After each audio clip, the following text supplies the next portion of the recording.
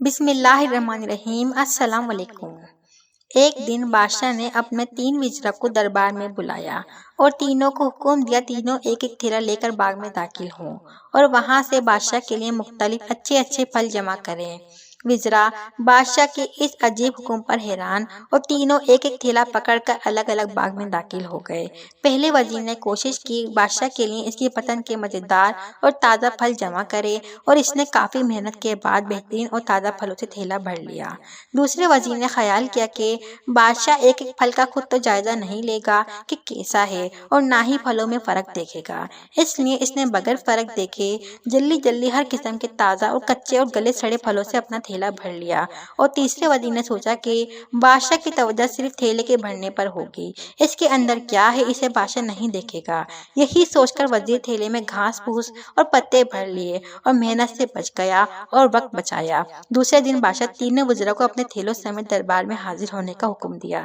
جب تینوں دربار میں حاضر ہوئے تو بادشاہ نے تھیلے کھول کر بھی نہیں دیکھے اور حکم دیا کہ تینوں کو ان کے تھیلوں سمیت 1 ماہ کے لیے دور و دراز جیل میں قید کر دو۔ اب اس دور و دراز جیل میں تینوں کے پاس کھانے پینے کے لیے کچھ نہیں تھا سوائے اس تھیلے کے جو انہوں نے جمع کیا تھا۔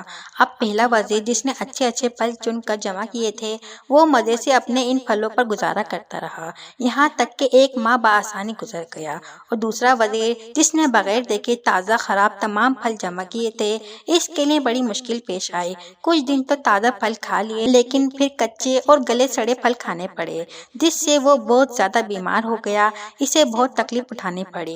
اور تیسرا وزیر جس نے اپنے تھیلے میں صرف گھاس پھوس ہی جمع کیا تھا وہ کچھ ہی دن بعد بھوک سے مر گیا کیونکہ اس کے پاس کھانے کو کچھ نہ تھا۔ اب آپ اپنے آپ سے پوچھیں آپ کیا جمع کر رہے ہیں؟